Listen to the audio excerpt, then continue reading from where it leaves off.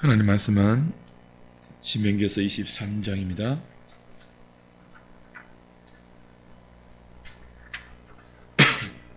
1절부터 8절까지 보겠습니다.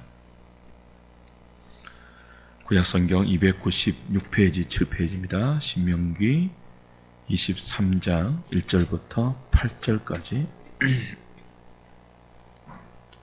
제가 한 절, 여러분이 한 절 교독하겠습니다.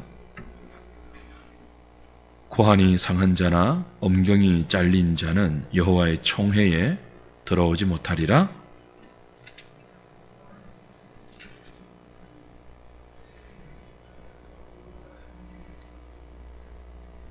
암몬 사람과 모압 사람은 여호와의 총회에 들어오지 못하리니 그들에게 속한 자는 10대뿐 아니라 영원히 여호와의 총회에 들어오지 못하리라.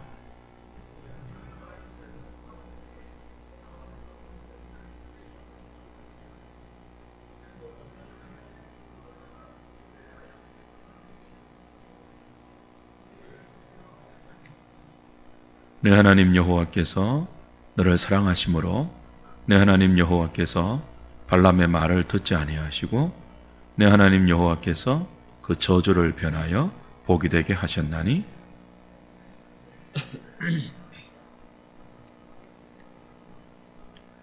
너는 에돔 사람을 미워하지 말라. 그는 내 형제임이니라. 애굽 사람을 미워하지 말라. 네가 그의 땅에서 객이 되었음이니라. 그들의 3대 후 자손은 여호와의 총회에 들어올 수 있느니라. 아멘. 오늘 말씀의 주제는 여호와의 총회에 들어오지 못하는 자들입니다. 각기 조건과 조금의 차이는 있지만 공통점은 여호와의 총회에 이런 자들이 들어올 수 없다는 금지 규정이죠. 여기 여호와의 총회, 카할 예호와라는 단어인데요. 카할이라는 단어가 쓰였어요. 신약에는 에클레시아, 구약에는 카할이라는 단어가 교회를 지칭하는 대표적인 단어이죠. 믿는 자들의 모임, 거룩한 자들의 모임, 그런 뜻입니다. 이 말이, 카할이라는 이 말이 구약 성경에서 처음 사용된 용례는 출애굽한 이후에 시내산에서 그들이 여호와의 율법을 받을 때 여호와의 총회라는 말이 등장해요. 그러니까 여호와의 총회라는 말은 인간들이 어떤 목적을 가지고 모이거나 만들어낸 단체가 아니에요.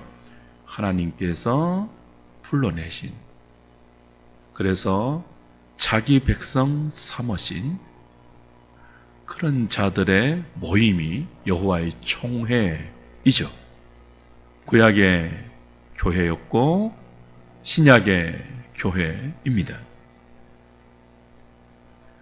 그러니 여호와의 총회에 아무나 들어올 수 없다는 이 본문의 말씀은 주의 몸된 교회가 아무나 받아들여서는 안 된다는 의미죠. 복음주의 사상에 익숙해지면 이런 성경의 말씀들이 굉장히 낯설고 생경하게 들릴 수 있습니다. 아니, 교회는 아무나 다 받아들여야 하는 공동체 아니냐? 교회에 들어오는데 무슨 자격이 있어? 이런 생각을 할 수 있죠. 그러나 성경은 분명히 우리에게 가르쳐 줍니다. 교회는 아무나 들어갈 수 없다. 교회 공동체는 주님의 몸인데 그 주님의 몸의 지체를 아무나 받아들여서는 안 된다. 분명히 가르치고 있습니다.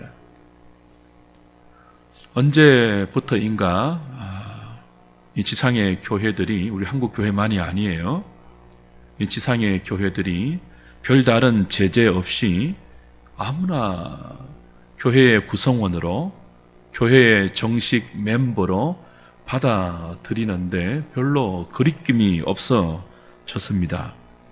그러나 교회의 역사를 보면 타락하고 부패한 시기가 아닐 때 언제든지 살아있는 교회는 문턱을 함부로 낮추어서 아무나 들어오지 못하게 했습니다. 지금처럼 안 그랬어요. 칼빈은 신명기 주석에서 오늘 본문의 금지 규정을 하나님의 총회에 들어온다는 것이 참으로 영광스러운 일임을 가르쳐 준다. 그렇게 해석했습니다. 바른 교회는 언제나 은혜의 높은 문턱을 소유했습니다. 제가 지금 의도적으로 은혜의 높은 문턱이라는 표현을 했습니다. 은혜인데 문턱이 높아요. 흔히 은혜라고 하면 아무나 그리고 무조건 받아들인다는 생각을 할 수 있는데요. 하나님의 은혜는 결코 값싼 은혜가 아니죠. 하나님의 긍휼을 입고 회개해서 믿음으로 새롭게 된 자들은 누구라도 교회의 지체가 될 수 있습니다. 여호와의 총회에 들어올 수 있습니다. 그러나 그 하나님의 은혜를 무시하고 그 긍휼의 경륜을 짓밟고 외면하면서 자기를 드러내고 자기를 자랑하고 세상의 방식을 의지하는 사람들은 어떤 사람이라도 여호와의 총회에 참된 지체가 되지 못해요. 교회 문턱은 무조건 낮지 않습니다. 그러니까 교회 문턱을 자꾸 낮추어야 한다는 말을 경계해야 돼요. 그러면 세상의 모든 것들이 다 들어오죠. 교회인지 뭔지 구분이 안 돼요. 은혜는 잡탕이 아니에요.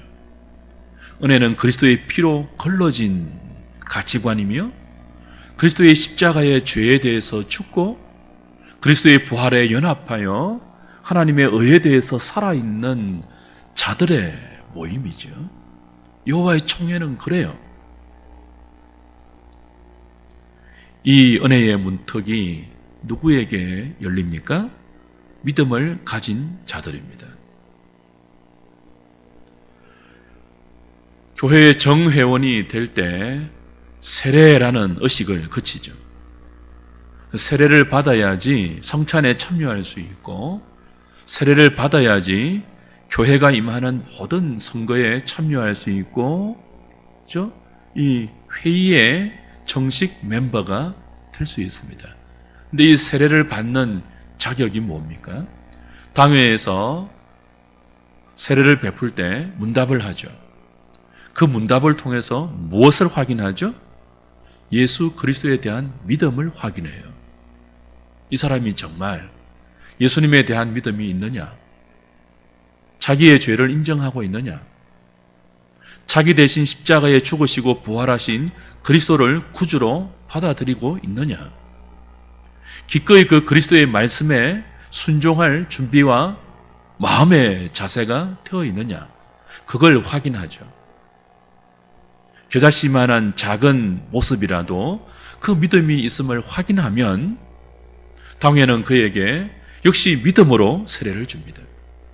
그리고 이 세례가 언약의 외적 표시가 되어서 교회의 정식 멤버가 되고 성찬에 참여할 수 있는 거죠. 그런 의미로 오늘 신명기 23장 1절부터 8절까지의 이 본문은 그 믿음을 가진 자가 여호와의 총회에 들어올 수 있다는 말씀이며 그 믿음이 아닌 것을 네 가지의 금지 규정으로 설명하고 있습니다. 네 종류의 사람들이 언급되죠. 먼저 1절에는요. 호환이 상한 자와 엄경이 잘린 자가 언급됩니다. 이들이 여호와의 총회에 들어올 수 없다고 해요. 그리고 2절에서는 사생자 10대까지 여호와의 총회에 들어올 수 없다고 했습니다. 3절부터 6절까지는요. 암몬과 모압 사람들은 영원히 들어오지 못한다. 단호한 금지 규정을 주십니다. 그리고 7절 8절은 에돔과 애굽 사람은 3대 후에는 총회에 들어올 수 있다. 그렇게 말씀하고 있죠. 가장 먼저 1절에서 호환이 상한 자, 음경이 잘린 자 들어오지 못한다라고 했는데요. 이건 단지 신체적인 결함을 의미하는 것이 아니죠. 가나안의 우상 숭배를 기록한 고대의 문헌들을 살피면 종종 이런 흔적들이 발견됩니다. 그 우상에게 절하고 그 우상과 연합한 표시로 거세를 한 흔적이 보여요. 그러니까 음경이 잘린다는 것, 고환이 상한다는 것은 이방 종교와 그 이방 종교의 문물과 그 이방 종교가 가르치는 가치관에 깊이 연합된 자들, 그들을 지칭한다고 볼 수 있습니다. 하나님 없는 이방 종교의 가치관과 문물에 깊이 물들어 있는 사람이 여호와의 임재가 있고 여호와 율법이 그들의 삶을 다스리고 있는 이 거룩한 여호와의 총회에 어울리지 못하며 참여하지 못한다는 것은 당연한 거겠죠.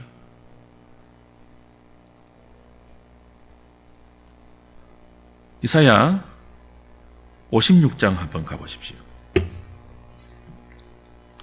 이 음경이 잘리거나 고환이 상한 자를 여호와의 총회에 들어오지 못하게 하는 것은 단지 신체상의 문제가 아님을 이사야 56장이 분명히 가르쳐 줍니다.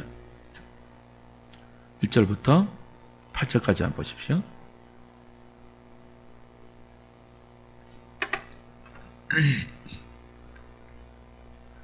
여호와께서 이와 같이 말씀하시기를 너희는 정의를 지키며 의를 행하라. 이는 나의 구원이 가까이 왔고 나의 공의가 나타날 것임이라 하셨도다. 안식일을 지켜 더럽히지 아니하면 그의 손을 금하여 모든 악을 행하지 아니하여야 하나니 이와 같이 하는 사람, 이와 같이 굳게 잡는 사람은 복이 있느니라. 여호와께 연합한 이방인은 말하기를 여호와께서 나를 그의 백성 중에서 반드시 갈라내시리라 하지 말며 고자도 말하기를. 이게 이제 신명기 23장의 1절에 나오는 고환이 상한 자, 음경이 잘린 자를 지칭하는 거죠. 고자도 말하기를 나는 마른 나무라 하지 말라. 여호와께서 이와 같이 말씀하시기를 나의 안식일을 지키며 내가 기뻐하는 일을 선택하며 나의 언약을 굳게 잡는 고자들에게는 내가 내 집에서 여호와의 총회예요.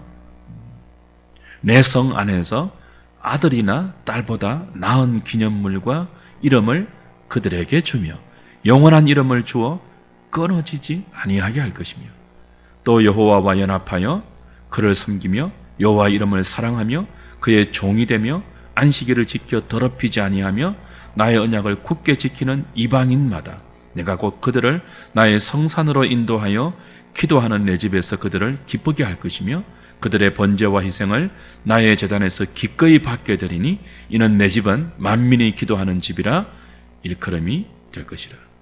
이스라엘의 쫓겨난 자를 모으시는 주 여호와가 말하노니, 쫓겨난 자, 여호와의 총회에서 쫓겨난 자를 모으신다고 하는데요. 그 총회에서 쫓겨난 자가 하나님의 은혜 가운데 다시 모임을 당하는 무리 중에 고자들이 들어있고 이방인들이 들어있죠. 내가 이미 모은 백성 외에 또 모아 그에게 속하게 하리라 하셨느니라. 자, 보십시오. 신명기 23장 1절에서는 고환이 상한 자, 음경이 잘린 자, 통칭해서 고자라고 일컬을 수 있는 이런 자들이 여호와의 총회에 들어옴을 허락받지 못했습니다. 왜요? 이 교회의 풍습에 깊이 물든 자들을 지칭하기 때문에 그래요. 그런데 이들이라 할지라도 어떻게 하면요? 여호와께 연합하면요. 그렇죠? 나의 4절에 나의 안식일을 지키며 내가 기뻐하는 일을 선택하며 나의 언약을 굳게 잡는 고자들에게는 어떻게 해요? 내 집에서, 내 성 안에서 아들과 딸보다 더 나은 이름을 주겠대요. 그리고 영원히 그 이름을 끊어지지 않게 하겠대요. 그러니 오늘 본문에서 고안이 상하고 음경이 잘린 이들이 여호와의 총회에 들어오지 못하는 이유가 신체적인 이유가 아님이 분명해지죠. 어떤 이유예요? 영적인 이유예요? 믿음의 이유예요. 아무리 고자라 할지라도, 아무리 고안이 상하고 음경이 잘린 즉 이방의 종교와 그 이방 가치관에 깊이 물들어 있던 자라 할지라도 돌이켜 회개하고 하나님의 언약 안에 들어와 하나님의 안식일을 지키고 그 말씀 안에 기꺼이 자기를 두는 믿음이 있으면 결코 쫓아내지 않는다요. 아들과 딸보다 더한 이름을 주고 그 이름을 절대로 끊어지지 않게 하겠대요. 그러니 신체적인 문제가 아니죠. 외적인 모습이나 외적인 조건이 여호와의 총회에 들어오거나 들어오지 못하는 판단 기준이 아니죠. 오직 무엇이 기준입니까? 믿음이에요. 하나님의 말씀 아래에 있느냐, 하나님의 언약 안에 있느냐, 그렇지 않느냐, 그 차이죠. 특별히 음경이 잘린다라고 할 때 이 잘린다는 단어는 구약의 할례를 설명할 때 사용되는, 표현되는 단어입니다. 여러분, 할례를 어떻게 해요? 남자의 생식기 그 표면을 잘라내는 거죠. 카라트, 자르는 거예요. 이 자르는 것은 무엇을 의미했습니까? 우리 창세기 강의할 때 아브라함이, 그죠? 그 집안의 모든 남자 식구들과 더불어 할례를 행하는 것이 언약의 확정이라고 배웠죠. 아브라함이 믿음으로 하나님의 약속을 기다리지 못하고 육신의 방법으로 이스마엘을 낳았습니다. 하나님과의 교제가 13년 동안 단절되고 그 후에 하나님 나타나셔서 뭐라고 하죠? 나는 전능한 하나님이니까 내 앞에서 너는 행하여 완전하여지고 할례를 받아라 라고 했습니다. 그 할례가 무엇을 의미하죠? 이제 내 힘으로 자식을 보지 않겠다는 거예요. 내 힘으로 살지 않겠다는 거예요. 내 수단과 내 능력과 내 방법으로 이스마엘을 얻었는데 그거 끊어버리겠다는 거예요. 자르는 거죠. 그동안 내가 의지해왔던 세상의 방식, 나의 경험, 나의 지식, 내가 발휘할 수 있고 동원할 수 있는 나의 모든 히든 카드나 나의 모든 재주들을 잘라내고 오직 불가능하게 보이지만 하나님이 말씀하신 그 말씀 안에서 살겠다는 믿음의 외적 고백과 표시가 잘라내는 거예요. 그래서 언약은 믿음의 확정이죠. 이 할례는 언약의 외적 확정이죠. 그런데 이 하나님의 말씀 안에서 그 말씀에 의지하여 할례의 언약으로 음경을 잘라내지 않고, 그죠? 기타 이유가 어떠했든지 간에 고안이 상하거나 음경이 잘려 있다면 무엇을 의미하는 것이 되죠? 하나님과의 언약이 아닌 다른 무엇과 자신을 언약으로 묶었다는 것을 의미해요. 다른 것으로 잘랐다는 거죠. 그러니 여호와의 총회에 들어오지 못한다는 것입니다. 그러면 누가 여호와의 총회에 들어올 수 있습니까? 진정으로 할례를 받은 자이죠. 표면적 유대인이 아니고 표면적 할례가 아니고 이면적 유대인, 이면적 할례, 신약식으로 말하면 그죠?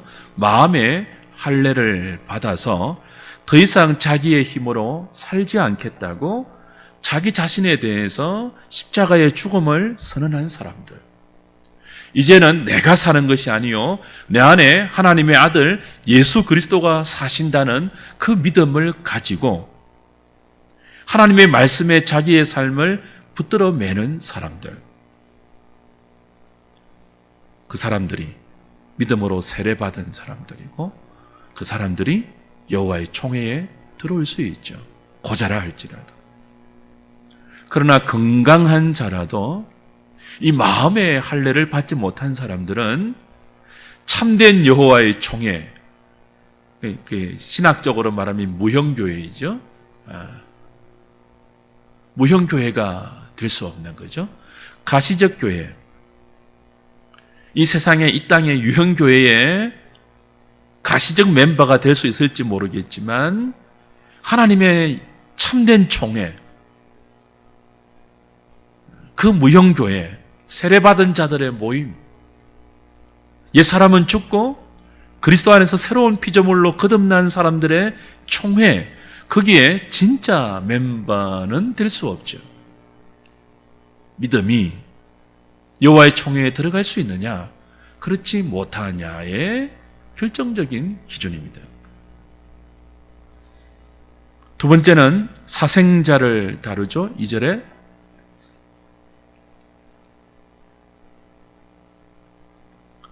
사생자라는 단어는 구약 성경에 딱 두 군데에 등장합니다.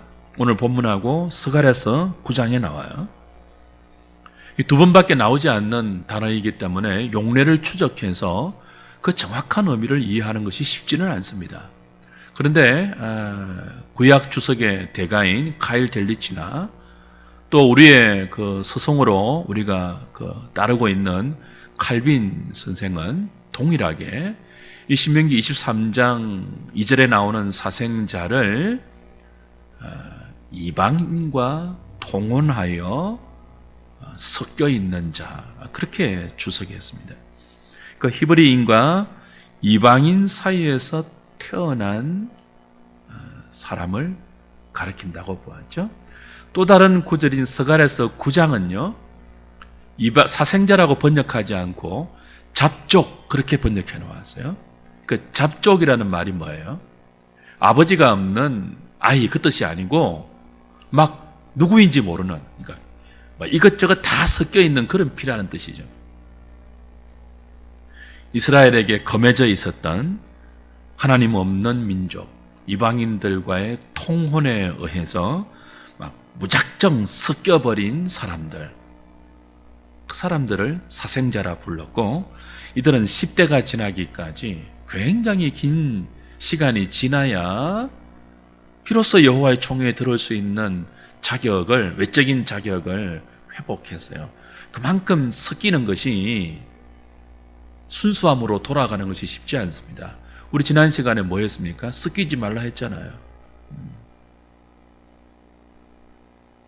내가 거룩하니 너희도 거룩하라는 그 성경의 가장 중요한 주제 가운데 하나인 이 거룩함이 뭡니까? 구별되는 거였죠. 구별이 뭐예요? 섞이지 않는 거예요. 섞이는 것은 어떤 면에서는 쉽습니다. 그런데 섞인 것이 다시 순전함으로, 정결함으로, 거룩함으로, 진실함으로, 참되고 깨끗함으로 회복되는 것은 쉽지 않아요. 그걸 교훈하기 위해서 하나님은 10대라는 긴 기간 동안 온갖 잡족과 섞여버린 사생자들이 여호와의 총회에 들어올 수는 없다. 이들이 정말 진실해졌는지, 이들이 정말 거룩해졌는지, 이들이 정말 참되고 깨끗해졌는지 구별해야 한다고 했죠. 세 번째가 누구입니까? 모압과 암몬 사람이에요. 모압과 암몬 사람은 10대가 아니고 영원히 들어오지 못한다고 했습니다.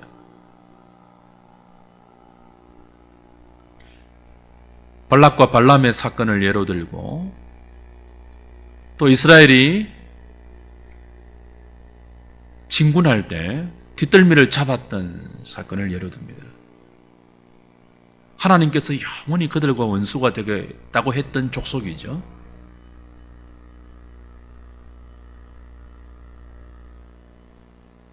그리고 네 번째 케이스가 애굽과 에돔 사람인데요. 이들은 3대가 지나면 여호와의 총회에 들어올 수 있다고 했습니다.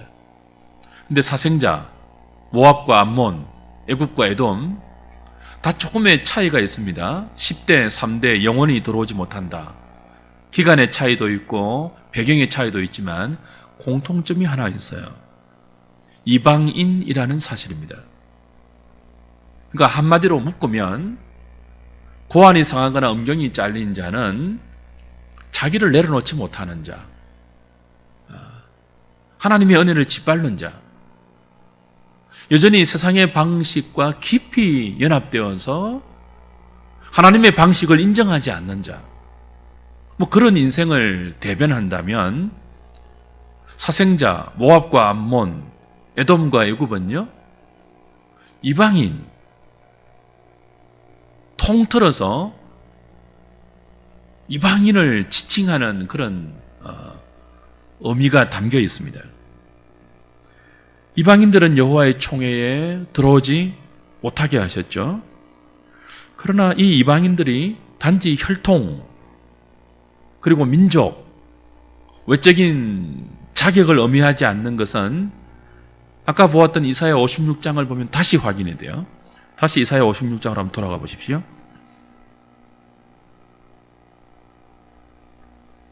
거기 고자들하고 같이 언급되는 사람들이 누구죠? 이방인들이에요. 자, 1절부터 다시 봅니다.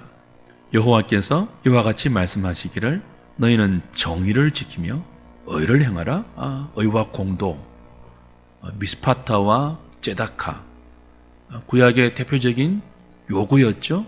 하나님 백성된 대표적인 마크였죠. 이 정의를 지키며 의를 행하라.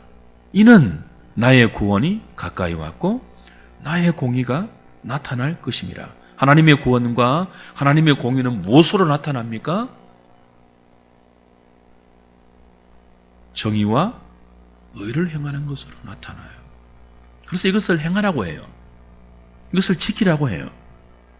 구체적으로는요, 안식일을 지키고 더럽히지 아니하고 하나님의 은혜를 고백하는 거죠. 인정하는 거죠.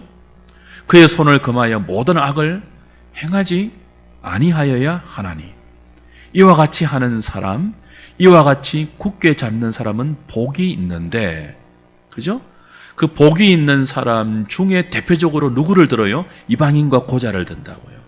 그게 신명기 23장 1절부터 8절까지는 네 가지의 부류로 조금 더 구체적으로 언급이 되죠. 그러나 두 가지로 묶으면 이사야 56장이 되어요. 이방인과 고자. 신명기 23장에서 모압과 암몬은 영원히 들어오지 못한다고 했는데요. 그러나 이 선지서에 보면 조금 바뀌죠. 하나님의 긍휼이 그 영원히 들어오지 못한 모압과 암몬의 장벽도 허물어버리고 모압과 암몬 족속이라 할지라도 하나님의 말씀을 듣고 그 하나님의 말씀으로 말미암아 자신들의 완악함과 강팍함을 깨닫고 죄를 버리고 회개하며 하나님께 돌아와 의를 행하고 정의를 지키는 하나님의 안식일을 준수하고 그 손으로 악을 행하지 아니하여서 하나님을 존중하며 그 말씀 안에 기꺼이 자기의 삶을 두는 사람은 이방인이라 할지라도 고자라 할지라도 나의 집에 나의 성읍에 영원히 거하게 하겠다는 거예요.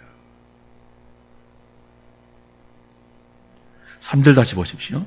여호와께 연합한 이방인은 말하기를 여호와께서 나를 그의 백성 중에서 반드시 갈라내시리라 하지 말며, 자, 신명기 23장에서는 갈라내라고 했잖아요. 여호와의 총회에 못 들어온다고 했잖아요. 들어오려고 하면 쫓아내라고 했잖아요. 그런데 여기서는요, 내가 이방인이라 할지라도 하나님과 연합해 있으면 더 이상 나를 여호와께서 갈라낸다고 말하지 말래요. 은혜의 부요함입니다. 그러나 이 은혜는 높은 문턱이죠. 정의와 의를 행하고 지키는 그 은혜의 마크가 있어야 돼요. 하나님과 연합되었다는 표시가 있어야 돼요. 믿음이, 세례가, 언약의 확정이 그의 삶에 진실과 공의를 따르고 악을 금하는 것으로 기꺼이 하나님 말씀을 자기의 삶에 쳐서 복종시키는 것으로 드러나는 사람은 이방인이라 할지라도 고자라 할지라도, 누구라 할지라도 여호와의 집에서, 여호와의 성읍에서, 그의 성산에서 거룩한 이름을 받을 것이며 결코 끊어지지 않게 하겠다고 말씀하죠.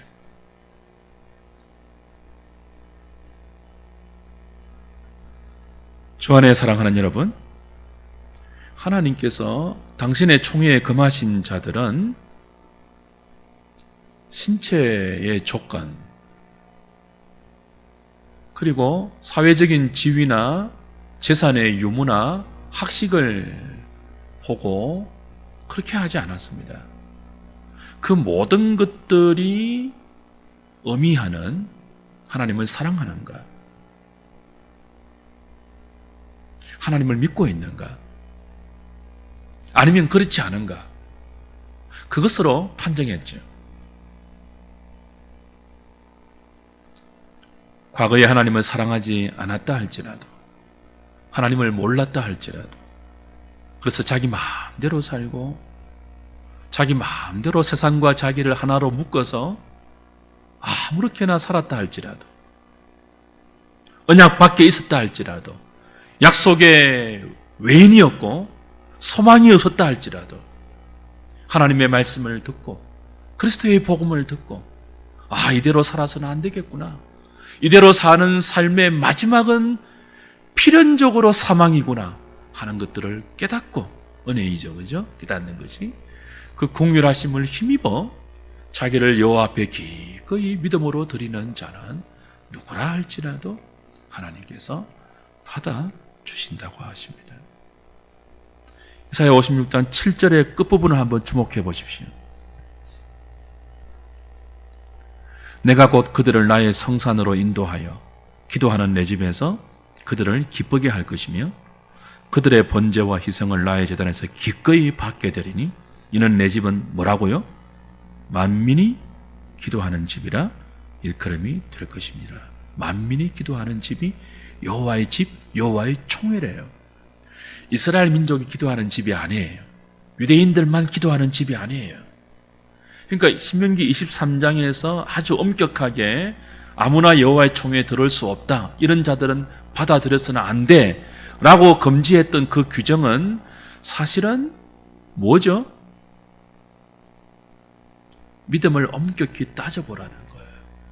그러나 그 믿음이 있는 자는 만민의 기도하는 집, 누구라도 영원히 금지되었던 모압과 암몬이라 할지라도, 모압과 암몬도 만민에 포함되잖아요. 에돔과 애굽이라 할지라도, 사생자라 할지라도, 고자라 할지라도, 누구라도 들어올 수 있다는 거죠. 주 안에 사랑하는 여러분, 교회의 문턱은 은혜의 문턱입니다. 누구나 회개하면 누구나 믿음으로 들어올 수 있습니다. 그러나 아무나 들어오지는 못합니다. 회개하지 않는 자, 믿음으로 살지 않는 자들이 아무나 들어와서 교회의 정식 멤버가 되면 교회는 더럽혀집니다. 그들 때문에. 현대교회의 가장 큰 문제점 중에 하나가 뭡니까? 교회 안에 불신자예요.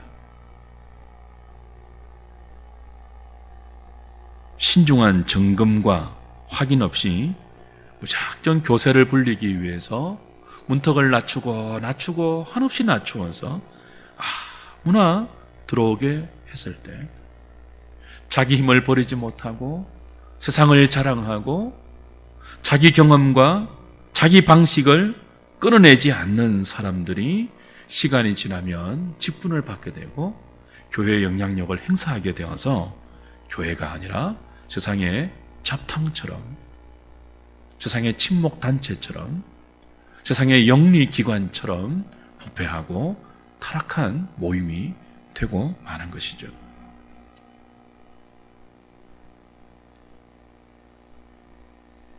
히브리서 12장 좀 찾고 말씀을 마무리하겠습니다. 히브리서 12장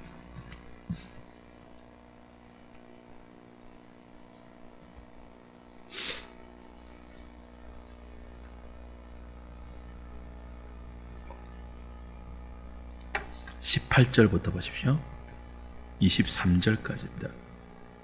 24절까지. 너희는 만질 수 있고 불이 붙는 산과 침침함과 흑암과 폭풍과 나팔 소리와 말하는 소리가 있는 곳에 이런 것이 아니라, 이건 이제 시내산에서 율법을 받을 때 최초로 여호와의 총회라고 언급된 그 당시를 회고하는 거예요. 그 소리를 듣는 자들은 더 말씀하지 아니하기를 구하였으니 이는 짐승이라도 그 산에 들어가면 돌로 침을 당하리라 하신 명령을 그들이 견디지 못함이라. 그 보이는 바가 이렇듯 무섭기로 모세도 이르되 내가 심히 두렵고 떨린다 하였느니라. 그러나 이제 너희가 이룬 곳은 시온산과 살아계신 하나님의 도성인 하늘의 예루살렘과 천만 천사와 하늘에 기록된 장자들의 모임과, 여기 장자들의 모임이 총회라는 뜻이에요. 교회와 만민의 심판자이신 하나님과 및 온전하게 된 의인의 영들과 새 언약의 중보자이신 예수와 및 아벨의 피보다 더 나은 것을 말하는 뿌린 피니라. 자, 구약 여호와의 총회에 누가 들어갔습니까?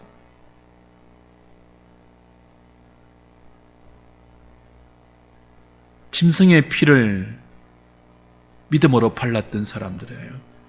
출애굽 저녁에 유월절 어린 양의 피를 그들이 살았던 집 문설주와 안방에 발랐던 사람들이 장자의 죽음을 다 피하여서 하나님의 손에 이끌려 출애굽했죠. 그리고 시내산에 모여서 두려우신 하나님의 임재 가운데 여호와의 총회로 부름받았습니다. 근데 이제 신약 교회가 이런 곳이 어디예요? 새 언약의 중보자의 피로, 예수 그리스도의 십자가의 피로 뿌림을 받은, 그래서 이제는 시내산이 아닌 22절에 너희가 이룬 것은 시온산과 살아계신 하나님의 도성인 하늘의 예루살렘과 천만 천사와 하늘에 기록된 장자들의 모임 여호와의 총회와 교회와 만민의 심판자이신 하나님과 및 온전하게 된 의인의 영들과 새 언약의 중보자이신 예수와 및 아벨의 피보다 더 나은 것을 말하는 뿌린 피니라. 그 아벨의 피보다 더 나은 예수 그리스도의 중보의 피로 이제 여호와의 총회, 예루살렘 총회이죠. 하늘의 교회이죠. 참된 무형교회이죠. 거기로 너희들이 부름을 받았다는 거예요. 구약교회도 그렇고 신약교회도 그렇고 모두 여호와의 총회를 표방합니다. 여호와의 총회, 이 거룩한 모임을 나타내고 현시하는 공동체가 주의 몸된 교회들입니다. 이 교회는 하나님의 언약과 긍휼이 은혜로 담겨 있습니다. 구약교회는요, 어린 양의 핏부름으로 이루어졌고 신약교회는 어린 양보다 더 나은 새 언약의 중보이신 진짜 유월절 어린 양 대신 예수 그리스도의 핏부림으로 하늘의 장자들의 모임, 장자들의 총회가 되었죠. 교회는 이 그림을 보여주어야 합니다. 아무나 받아서는 안 돼요. 그의 마음에, 그의 영혼에 예수의 피가 뿌려져 있는지, 예수의 피로 정결케 되어 있는지, 아니면 여전히 육신의 욕심으로 그의 모든 혈관이 허망함과 욕망으로 흐르고 있는지 믿음으로 잘 살펴서 아무나 받아들이지 않되 누구나 그리스도 안에 있는 자라면 누구나 받아들여서 은혜의 문턱이 어떤 문턱인지를 세상 모든 모임과 단체와 구별되이 보여주는 공동체, 주의 몸된 교회이죠. 이런 교회를 은혜 가운데 잘 만들어가는 저와 여러분 될 수 있기를 주님의 이름으로 부탁드립니다.